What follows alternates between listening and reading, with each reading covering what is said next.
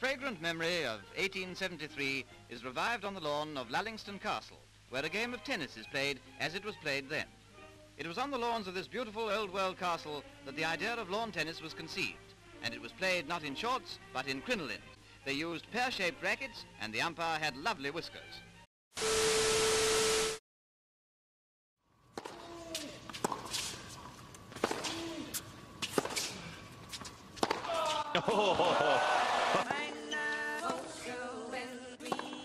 And again!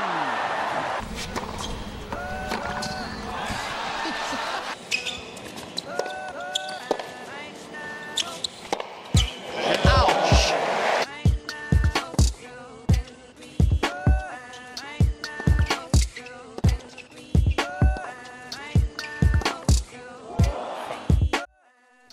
Tennis is a game that many are familiar with. Hit the ball over the net, between the lines, and don't let the ball bounce twice. From French monks, to lawn tennis in dresses, to almost 7-hour matches in the blazing sun, the game has gone through an immense transformation over the years.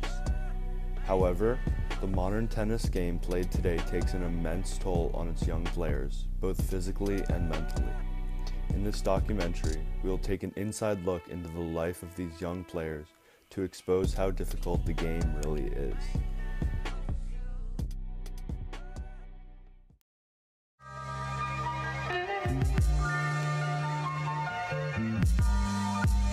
Training has become a pivotal part of the modern tennis era. Many high-level athletes train every day, including working on improving their strength, movement, and flexibility.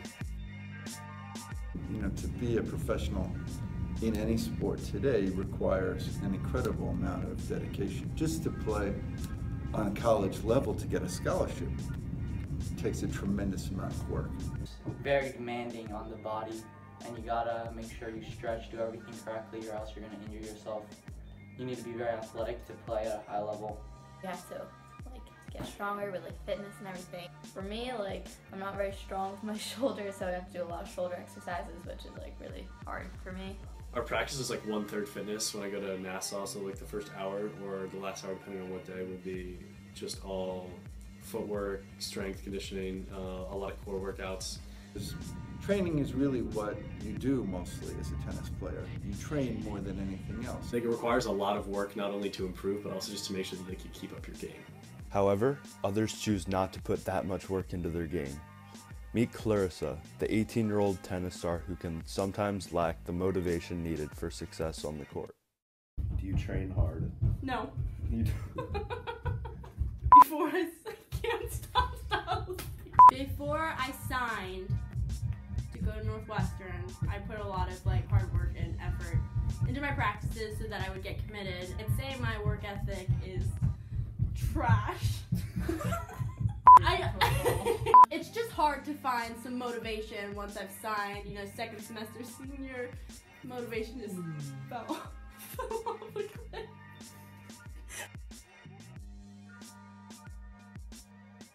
As they're growing, I think it definitely hurts them a lot because they are overusing certain parts of their bodies. It has a very harsh effect on all the joints. In 2015, I tore cartilage in my hip. I've had tennis elbow for a little bit. I just came back from a shoulder injury. I got elbow tendonitis. I twisted my ankle all the way back. It was a stress fracture, in the lower part of my back. Elbow problems, knee problems, ankle problems. It just kept hurting and hurting and hurting. I got a stem cell shot. So I had to take 3 months off. Left me off the court for a month.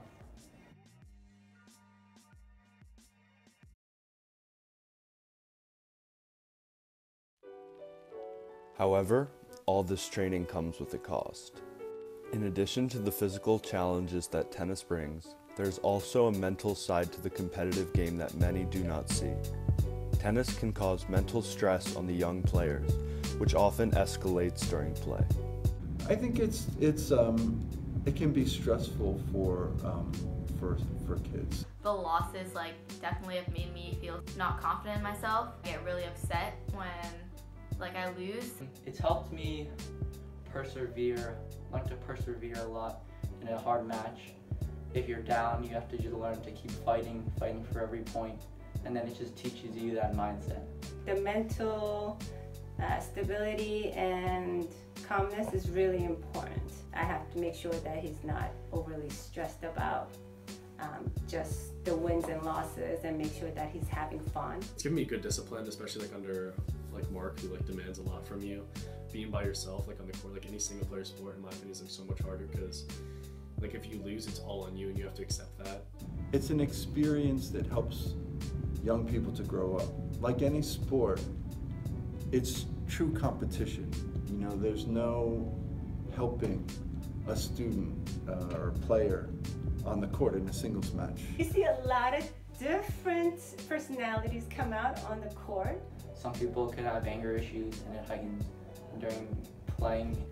You would hope that they all kind of learn as they grow older and mature that they can handle themselves. Mentally, I'm a nutcase. I'm just yeah, I'm a jackass. Girls are different, like on and off the court. They're a lot more mean on the court than like outside the court. On the court, I'm a total bitch, but that's girls are really just bitches. So it's not too much pressure from my parents, but I think it's a lot of pressure from me myself, like because like I always want to win, and if I don't, or if I don't play well, like I just give myself such a hard time. Sometimes I feel like I don't want to play anymore, because like if I'm just in a slump, sometimes I just get down, and then it seeps into other aspects of my life too. Sometimes it can be pretty stressful, and it can like really ruin your week if you have a close match and you choke. When you go and play in the USTA, nobody's coaching you.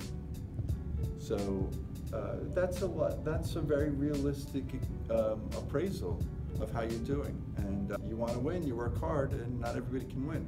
That's the reality.